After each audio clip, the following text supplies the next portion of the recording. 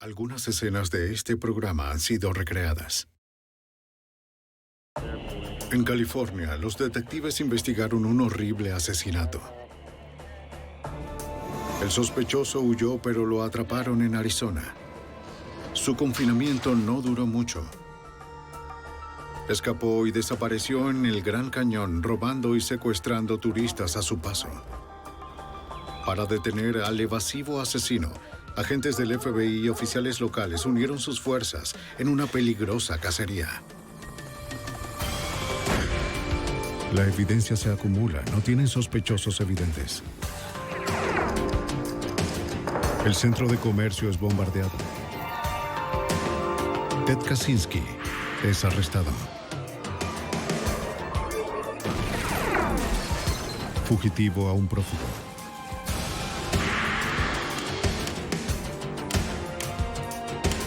Los archivos del FBI.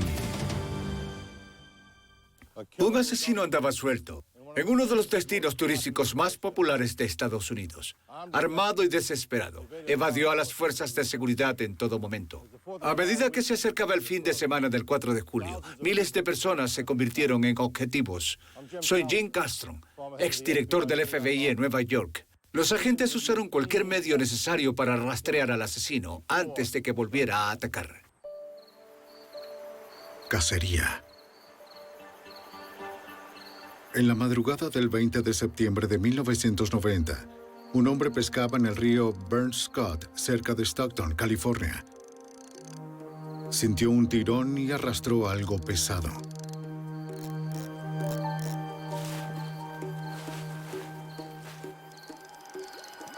Era una gran bolsa de plástico.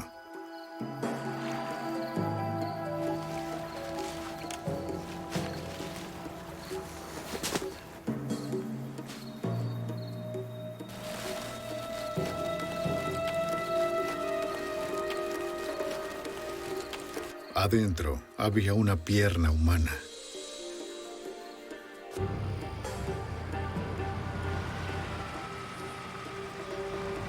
El pescador llamó a la oficina del alguacil del condado de San Joaquín. ¿Encontró algo más? Los agentes respondieron a la escena inmediatamente. Confirmaron el reporte de los restos humanos y no pudieron encontrar ninguna pista sobre la identidad de la víctima. Los agentes llamaron al detective de homicidios sargento Armando Mayoya, quien se encargaría de la investigación. La búsqueda de otras pruebas y partes del cuerpo en el río continuó durante la noche y parte de la mañana siguiente. Pudimos llevar una unidad de botes al río junto con una búsqueda en las orillas por parte de los detectives. Al amanecer, los oficiales recorrían el río.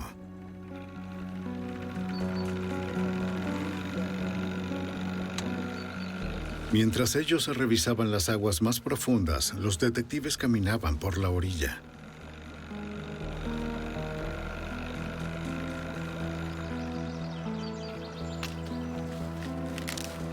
No pasó mucho tiempo antes de que descubrieran otra bolsa de plástico.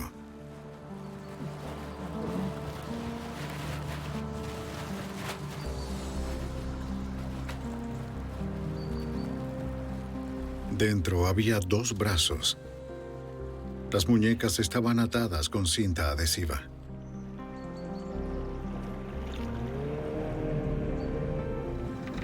Lento, lento. Cerca, un oficial no tardó en encontrar otro objeto.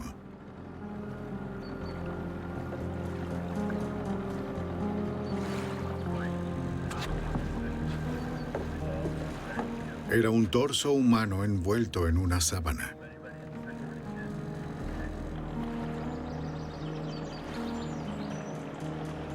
Más tarde encontrarían una pierna derecha, la cabeza de la víctima y algo de ropa.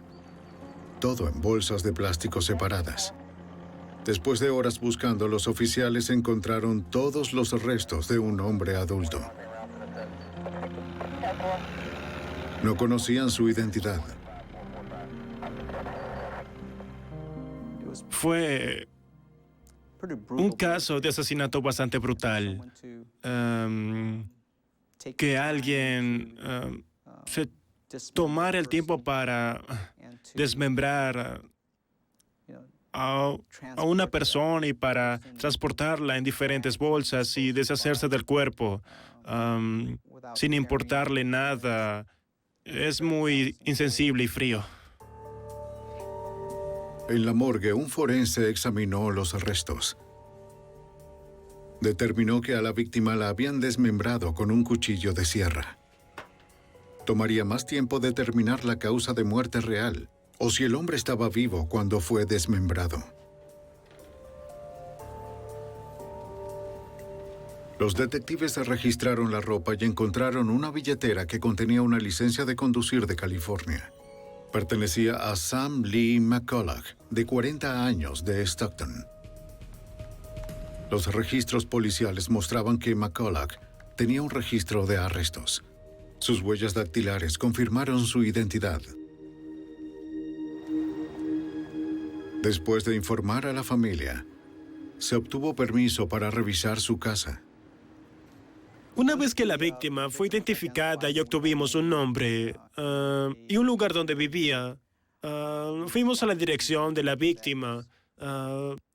Vivía en el bloque 5200 de East Mariposa Road en Stockton del Sur. Planearon encontrarse con la novia de Sam McCulloch en su casa. ¿Alguien desaparecido? Sí, Ella había reportado la desaparición de McCulloch temprano ese día. Como no la había llamado en varios días, ella revisó la casa de McCulloch y vio que el lugar estaba desordenado. Faltaban muchas cosas, entre ellas su Jeep Cherokee blanca. También le robaron También faltaban 2 escopetas, un revólver y una pistola semiautomática de 9 milímetros. Gracias, señora.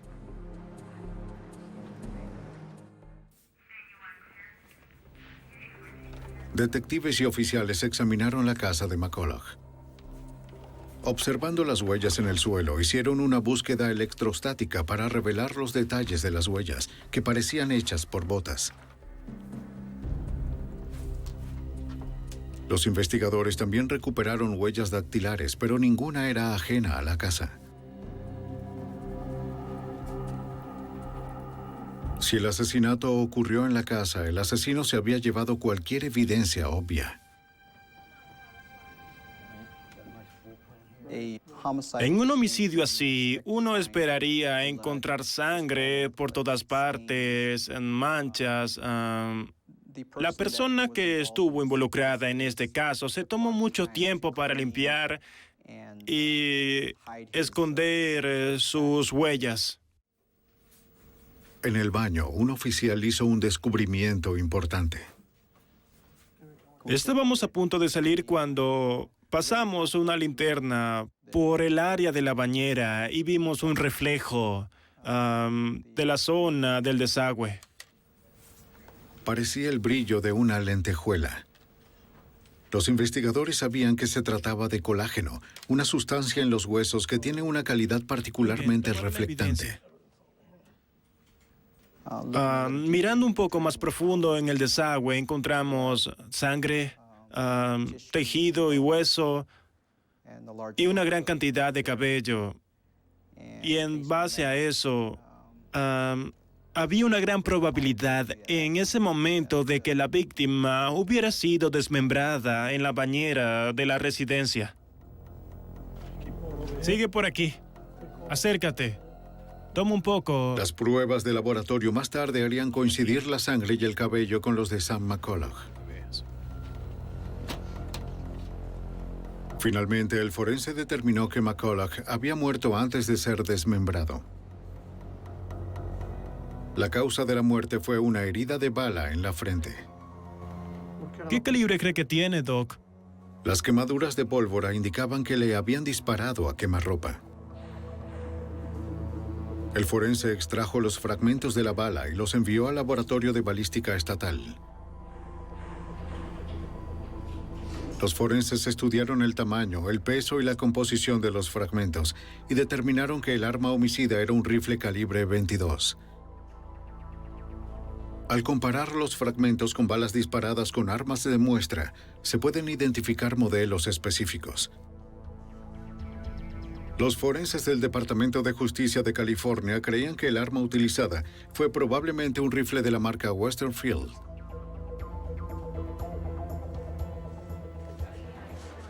Los detectives encontraron documentos con los números de serie de la Jeep de McCulloch y sus armas, y los ingresaron en el Centro Nacional de Información Criminal, o NCIC, una base de datos nacional que utilizan las agencias de seguridad para rastrear criminales, personas desaparecidas y bienes robados. Si los objetos aparecieran en algún lugar, se notificaría a los detectives de San Joaquín.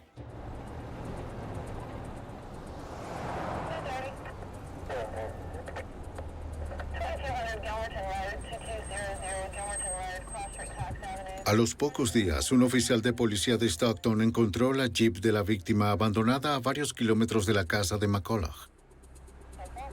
Sin embargo, un examen no dio pistas adicionales.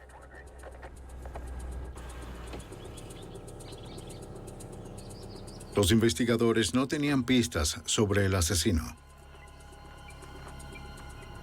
Revisaron el vecindario de McCulloch con la esperanza de encontrar un testigo.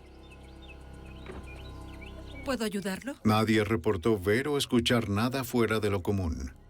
¿Sabes si él tenía algún problema? Pero un vecino reportó que a McCulloch lo habían robado hacía 2 años. El reporte de la policía confirmó esta historia. Al hacer una búsqueda por nombre, descubrimos un informe que indicaba que el sospechoso era Stephen Hording. En ese caso, Stephen, aparentemente, según la víctima, le había robado con una pistola. Fue la primera pista sólida.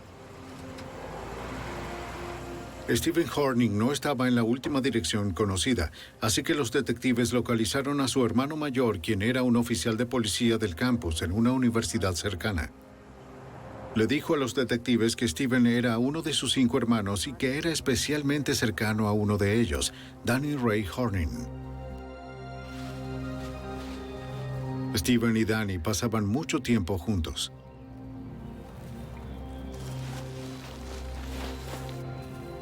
A menudo cazaban y pescaban a lo largo del río Burns Scott, el mismo río donde el cuerpo de McCulloch había sido arrojado.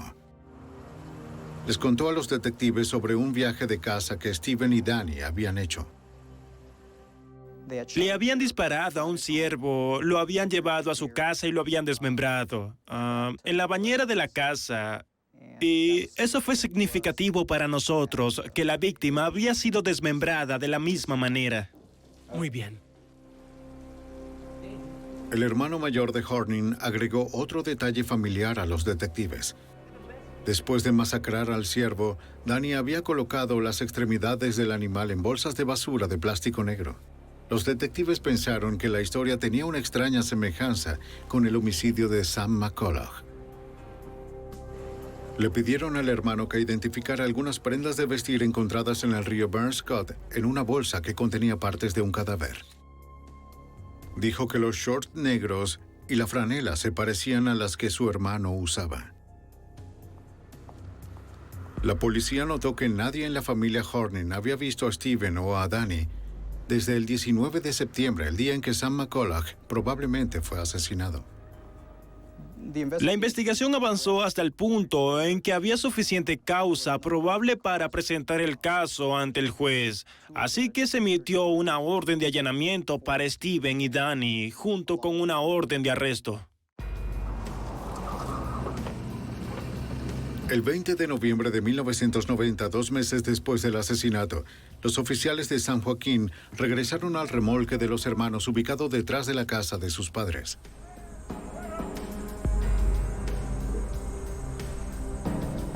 No había nadie adentro, así que los detectives registraron los alrededores. Tú ve por ahí. Nosotros iremos por aquí.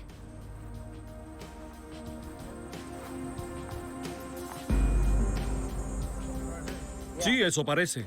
Detrás del remolque encontraron pruebas importantes. Una culata cortada y un cañón cerrado de un rifle. Los forenses del laboratorio habían informado que el arma utilizada para matar a McCulloch era probablemente un rifle calibre 22 Western Field.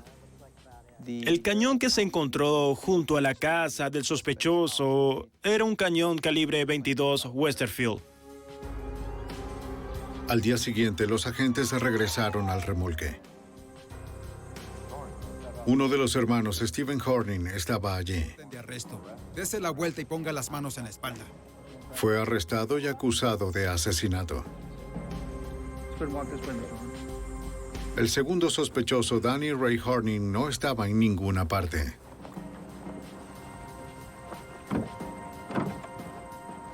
Baje la cabeza.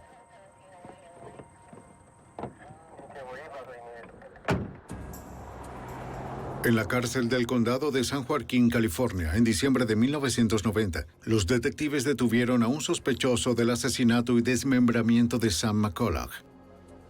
Stephen Horning había sido arrestado después de un mes de investigación, pero los detectives necesitaban más pruebas para retenerlo. Su hermano, Danny Ray Horning, también era buscado, pero había huido.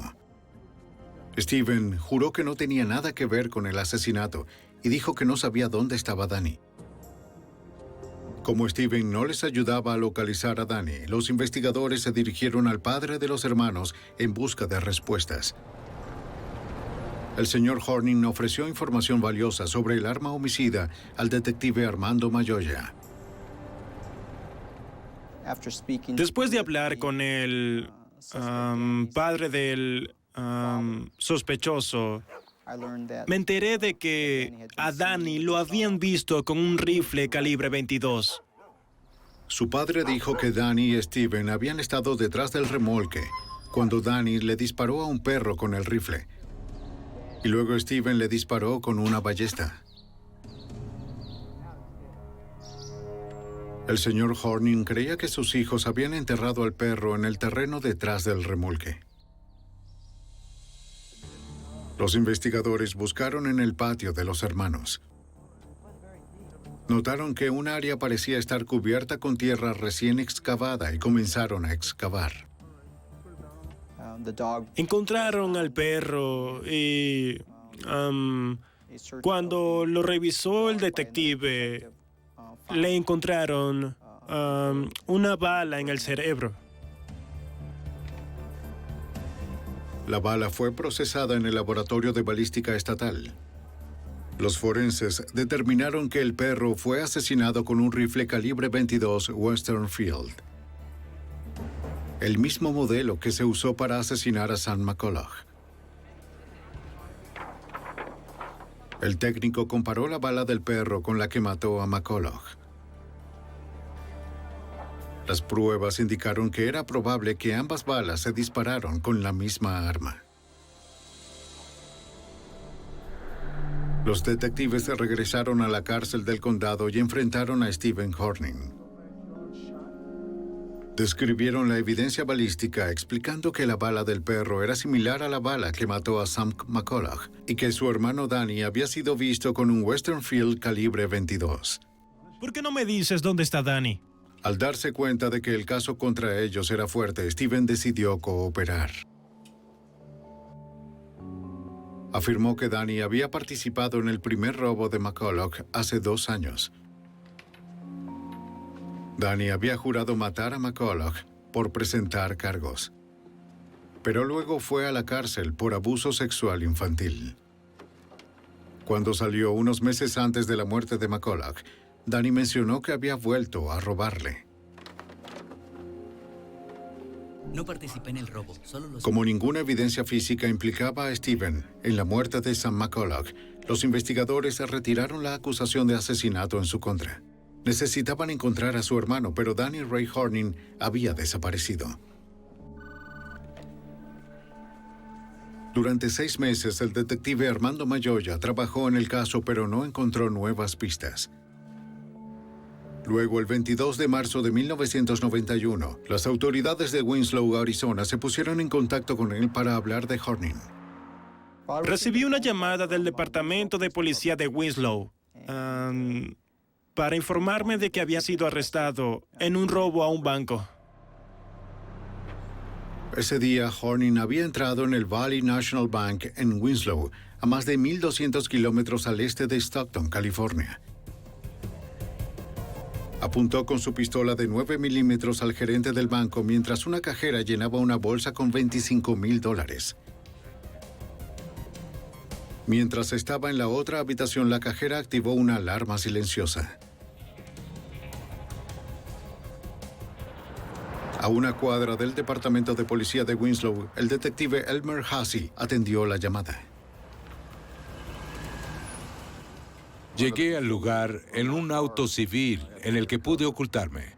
Me ubiqué en un lugar donde podía ver lo que pasaba en el banco. Como no podía ver desde el vehículo, se acercó más al lugar. Cuando el detective miró por la ventana, vio a un pistolero retrocediendo hacia la puerta con un rehén. Salió por la puerta. Le puse el arma en la caja torácica. Lo empujé hacia la pared.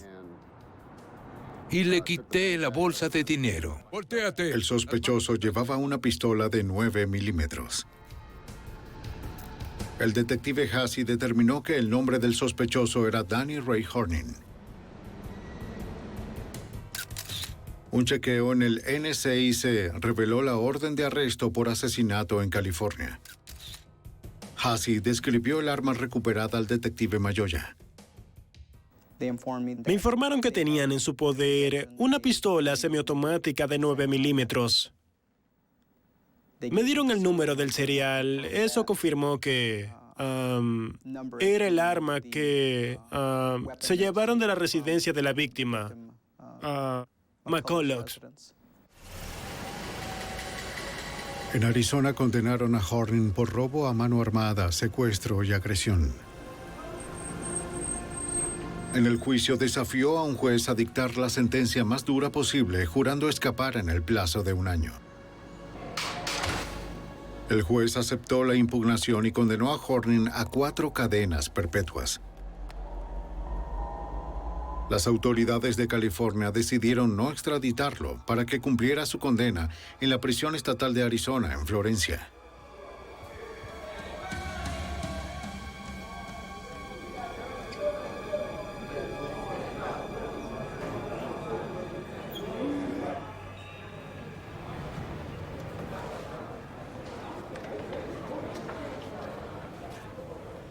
El 12 de mayo de 1992, los funcionarios de prisiones que hacían el recuento de las 4 de la tarde descubrieron que el prisionero número 85897 no estaba en su celda.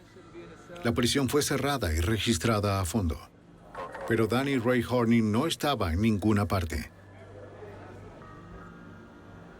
El delincuente convicto y presunto asesino se había escapado. El 12 de mayo de 1992, frente a la prisión estatal de Arizona en Florencia, comenzó una cacería masiva tras el fugitivo Danny Ray Horning, que había estado cumpliendo 4 cadenas perpetuas.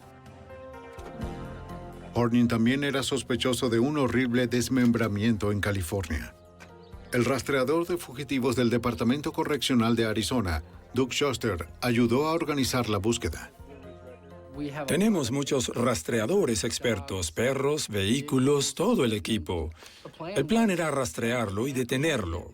Planeábamos tomar un sendero, seguirlo con perros, caballos y hombres hasta localizarlo. Los equipos de las fuerzas de seguridad de las agencias locales, estatales y federales respondieron fuera de la prisión. Pero Horning había desaparecido de la zona. Mientras los equipos ampliaban el radio de búsqueda, Shuster regresó a la prisión para tratar de averiguar cómo el asesino logró escapar.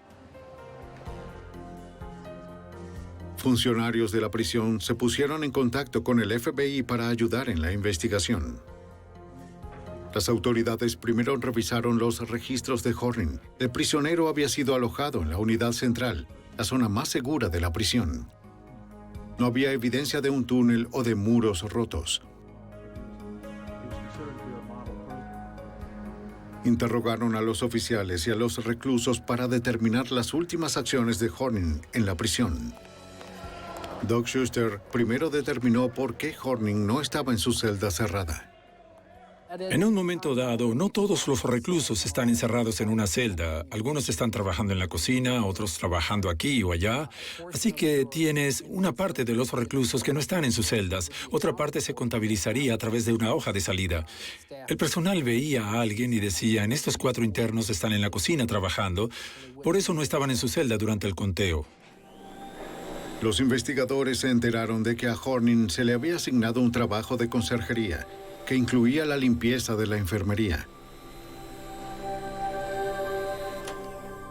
Esto le dio acceso a los uniformes médicos. Bueno, pudo obtener la bata blanca de la unidad médica ubicada dentro de la prisión y pudo conseguir un par de pantalones blancos de los trabajadores de la cocina. Los investigadores creían que Horning cambió su uniforme de prisión por la bata de laboratorio, los pantalones blancos y una identificación de empleado falsificada. Creyeron que simplemente salió de la prisión y se adentró unos pocos kilómetros en la ciudad de Florencia. Los investigadores revisaron el expediente de Horning para tratar de determinar a dónde podría ir. Un posible destino era California, donde tenía familia y contactos. El otro fue Winslow, Arizona, donde había prometido vengarse de los policías y agentes del FBI que lo habían enviado a prisión. El agente especial Kit Tolhurst, de la oficina del FBI en Phoenix, se unió a la investigación. ¿Van a salir con ellos?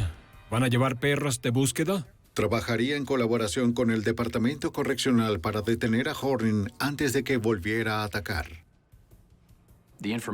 Los informantes en la prisión dijeron que creían que iba a robar más bancos y luego ir a Winslow para tratar de matar a la gente de la sucursal del Valley National Bank que robó o a los agentes, así que creímos que iría en esa dirección.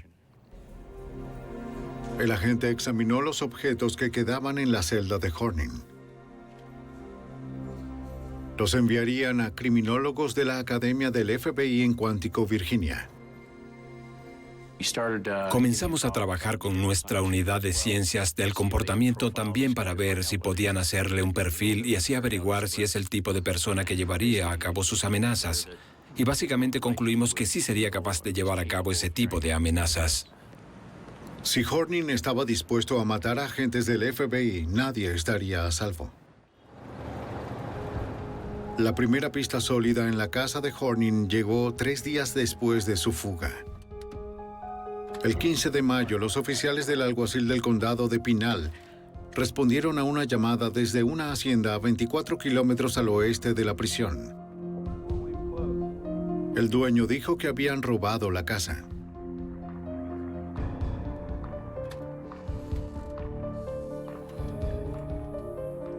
Dijo que le robaron ropa, un par de binoculares y comida de su casa. También faltaban varias armas cargadas. ¿Y aquí? Todo. Mi cuarto. El FBI y los agentes locales creían que era Horning preparándose para su intento de vengarse. Tenían razón. Encontraron una huella suya en la casa para confirmar que era él quien había hecho eso. Así que ahora estábamos un poco más preocupados incluso de que se dirigiera en la dirección que había dicho, porque estaba empezando a llevar a cabo su plan. Buenas tardes. El fugitivo estaba armado. El FBI recurrió a los medios de comunicación para advertir al público y solicitar su ayuda. En una conferencia de prensa, los agentes dieron a conocer la foto de Horning y la información sobre su fuga. A cualquiera que viera a Horning, se le pidió que llamara al FBI inmediatamente, aunque se le ordenó que no se acercara al presunto asesino. La cobertura de los medios de comunicación generó muchas pistas. Una de ellas llegó al FBI de parte de unos campistas que afirmaban que Horning estaba robando comida, mapas y equipo de campamento cerca del lago Mormon, a unos 273 kilómetros al norte de la prisión. Aunque Horning sabía cazar y pescar, los robos eran esenciales para su supervivencia en el bosque. Los oficiales locales siguieron su rastro. Se metía en cabañas, robaba comida y luego se iba. Lo que tratábamos de hacer era una búsqueda casa por casa en todas las cabañas de la zona. De eso se encargaron las oficinas locales del alguacil del condado. Registraban tantas casas como podían.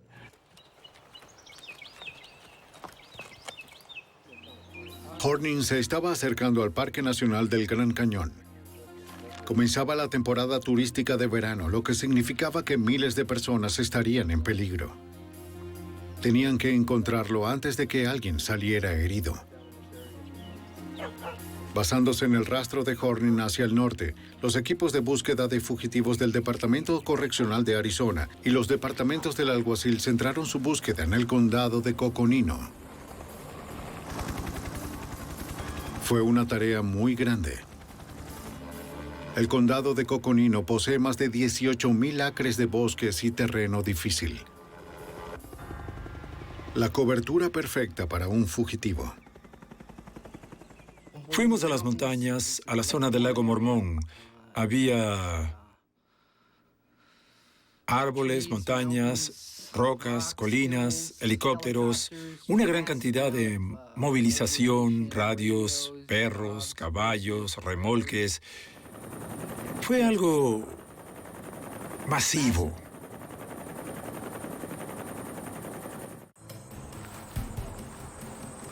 El 3 de junio de 1992, un oficial del Servicio Forestal Nacional patrullaba un campamento en el condado de Coconino.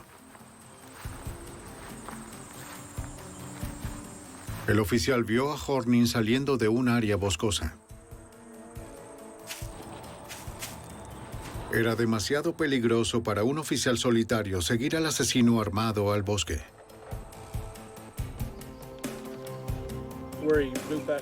Cuando llegaron los refuerzos, Danny Ray Horning había desaparecido una vez más. El peligroso fugitivo seguía suelto. En el verano de 1992, Danny Ray Horning escapó de la prisión de Florencia, Arizona, después de cumplir solo 9 meses de 4 cadenas perpetuas. El FBI creía que el presunto asesino se dirigía hacia el norte, hacia Winslow, Arizona, para vengarse de los agentes que lo habían encerrado.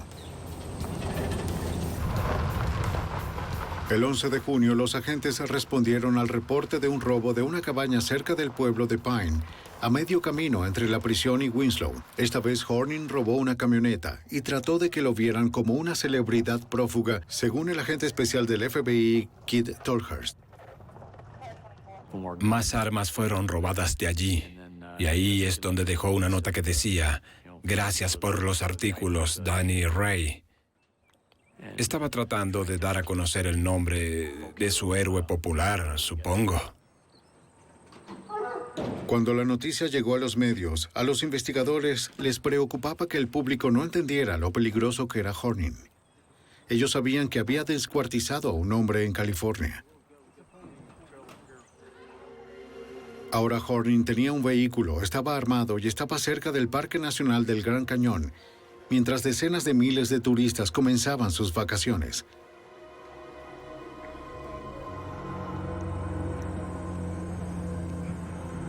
Durante 10 días no hubo nuevos avistamientos.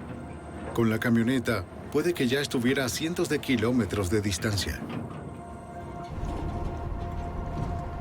Luego, el 21 de junio, un oficial del Departamento de Seguridad Pública descubrió la camioneta robada a 80 kilómetros al norte de Pine. Danny Ray Horning iba conduciendo. El oficial llamó por refuerzos.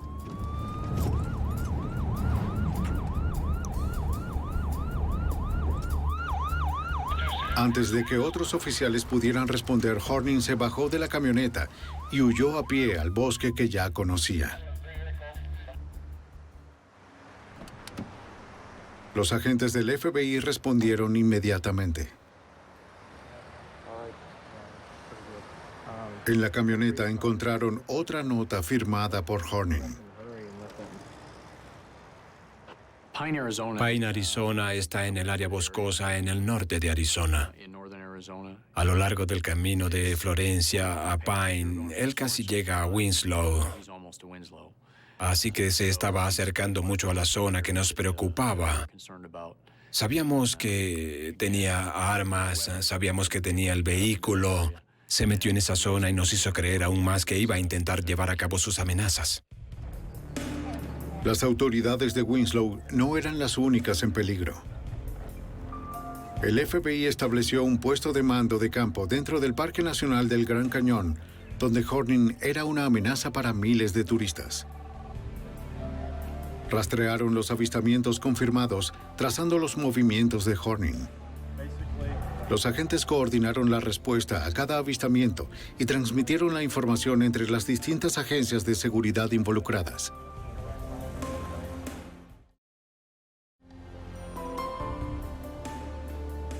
El territorio que se estaba registrando era vasto y Horning se movía rápidamente. El 23 de junio, 2 turistas informaron a los agentes que Horning los había secuestrado dentro del Parque Nacional.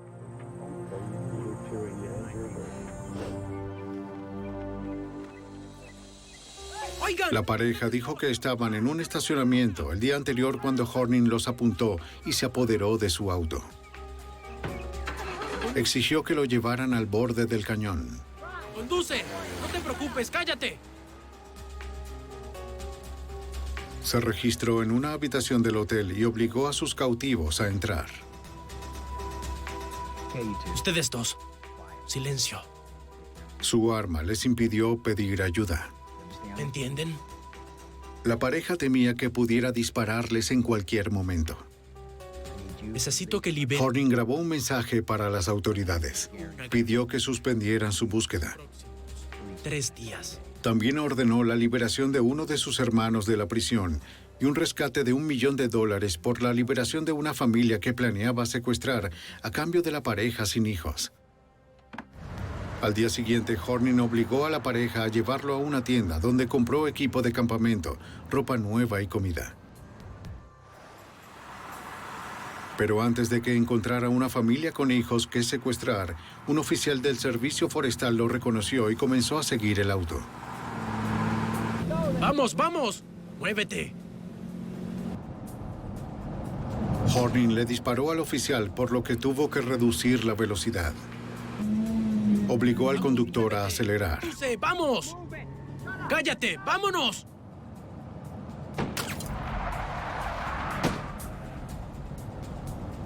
Cuando se alejó un poco, Horning ordenó que detuvieran el auto. ¡Quietos! ¡Quietos! Se bajó y huyó a pie. Luego de dispararle a un oficial de la ley, quedó claro que Horning estaba desesperado y se volvía más peligroso. Sabíamos que juró no ser capturado vivo. Estaba en una venganza contra el FBI y el Valley National Bank. Y había estado en un tiroteo con el servicio forestal. Así que fuimos muy cautelosos al entrar en el bosque. No podíamos correr tras él a su velocidad. Por esa razón, ganó algo de tiempo. Fue algo aterrador. Deberían atraparlo. La pareja secuestrada proporcionó a los agentes información sobre la nueva ropa y el plan de Horning.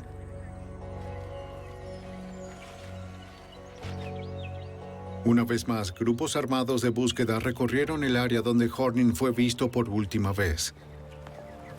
Pero no encontraron rastro de él. Horning volvió a pie y se escondió en algún lugar del inmenso Parque Nacional del Gran Cañón. Había prometido secuestrar a una familia con hijos. Muy bien, vamos, vamos. Para detenerlo, el FBI trajo a equipo de rescate de rehenes, conocido como el HRT. Los agentes de la HRT cubrieron el área, Se adentraron al cañón, revisaron cuevas y realizaron búsquedas aéreas.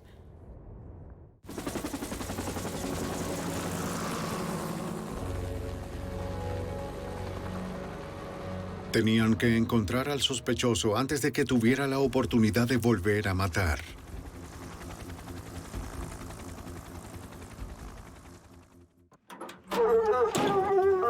Equipos de búsqueda del FBI, el Departamento Correccional de Arizona y los departamentos locales del alguacil siguieron al fugitivo Danny Ray Horning a través del Parque Nacional del Gran Cañón. Movilizaron a docenas de oficiales, perros de rastreo y helicópteros en un esfuerzo por encontrar a Horning antes de que éste secuestrara a más rehenes. Pero el asesino acusado podría haber estado en cualquier parte del inmenso parque de 1.2 millones de acres. Debido al peligro que Horning representaba para los turistas, el FBI decidió cerrar el Parque Nacional del Gran Cañón para el fin de semana del 4 de julio. Fue una tarea importante. El día festivo es el fin de semana más ocupado del año en el parque.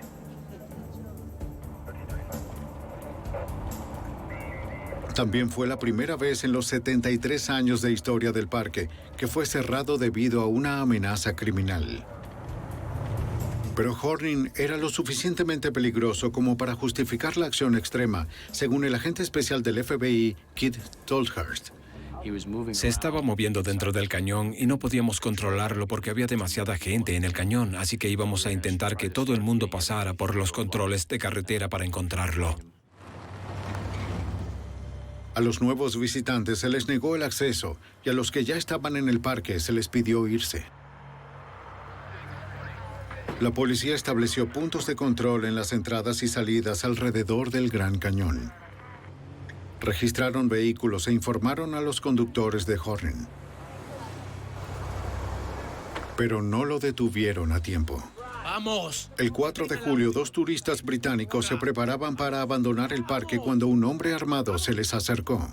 Sabían que era Danny Ray Horning, aunque ya no se parecía a las fotos de los nuevos reportajes. Era mucho más delgado, tenía el cabello rubio y estaba bien afeitado. Como el parque estaba cerrado, las mujeres eran la única salida de Horning.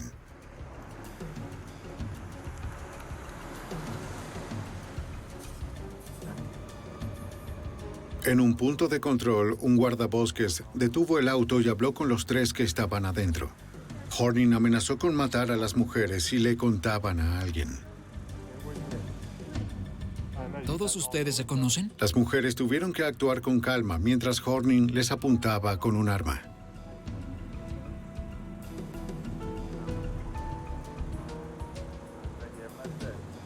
El oficial no reconoció al rubio Horning y los dejó pasar.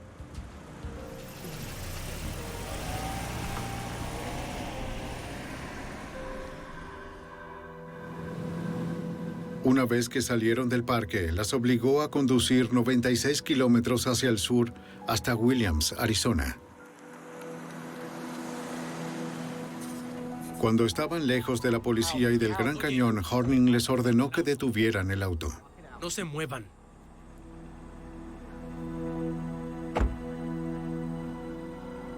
Con la pistola en la mano, llevó a las mujeres aterrorizadas al bosque.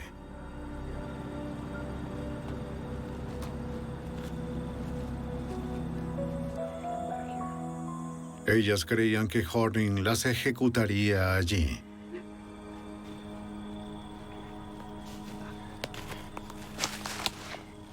No se muevan. Para su alivio, las dejó allí para robar su auto.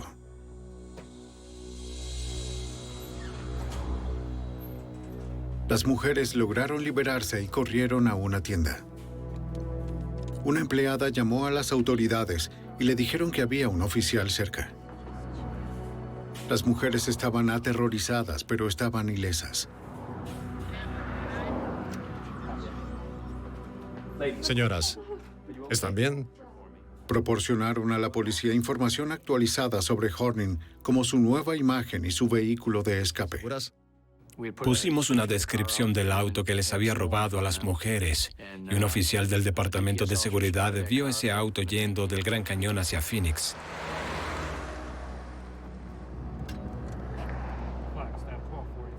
El patrullero Steven Costello trabaja para el Departamento de Seguridad de Arizona.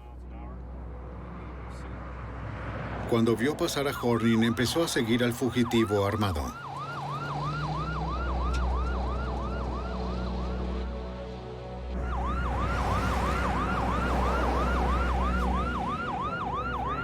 En poco tiempo se convirtió en algo más que una persecución en auto. Oí una gran explosión y pensé que le pasaba algo al auto. Miré los indicadores y todo estaba bien. En ese momento en particular me di cuenta de que me había disparado. Le notifiqué al operador que me había disparado y que estaba bien y que iba a seguirlo. Los disparos obligaron al patrullero a mantener la distancia. Va a tomar la rampa. Pero sabía que no podía perder a Horning. Voy siguiéndolo. El fugitivo trató de escapar girando cerca de la ciudad de Sedona. Tomó la rampa y pude ver que frenó y se deslizó y tuvo un pequeño accidente. Se estrelló con un cartel y le grité, ¡detente! ¡Detente! Falló el disparo. El oficial tenía órdenes de no seguir a Horning al bosque. El sospechoso ha entrado en el bosque a pie. Cuando llegaron los refuerzos, los agentes y los oficiales comenzaron una búsqueda en la zona. Una vez más, Horning había desaparecido. Después del anochecer, una pista llegó al puesto de mando. Un residente dijo que vio a Horning bebiendo de la manguera de un jardín en un vecindario cerca de Sedona. Un agente de la patrulla fronteriza respondió a la llamada. Hasta donde se sabía, Horning seguía armado.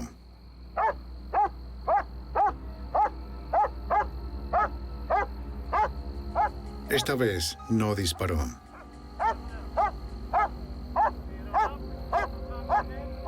Después de haber sido perseguido sin descanso durante 54 días y por más de cientos de kilómetros, un agotado Horning simplemente se rindió. Date la vuelta lentamente. No me cabe duda de que gracias a los esfuerzos de los equipos que lo habían estado persiguiendo, estaba completamente exhausto. Estaba tirado en el suelo, cansado como un perro, con la lengua afuera, y para un hombre todavía armado que juró no ser capturado vivo, todo lo que quería era un vaso de agua. Danny Ray Horning le añadió 6 años más a su condena por sus acciones mientras huía. Señor Danny Horning. Las autoridades de California decidieron extraditar a Horning y acusarlo del asesinato de Sam McCulloch. El juicio comenzó el 12 de mayo de 1994. Los abogados de la fiscalía probaron que en septiembre de 1990, Danny Horning entró ilegalmente a la casa de Sam McCulloch para robarlo. ¡Ahora! Horning estaba molesto porque McCulloch había presentado cargos después del robo. Ató a McCulloch y lo dejó indefenso. Horning estaba usando su rifle Westernfield calibre 22, el mismo con el que los testigos lo habían visto matar a un perro antes. Horning le disparó a quemarropa a Sam McCulloch.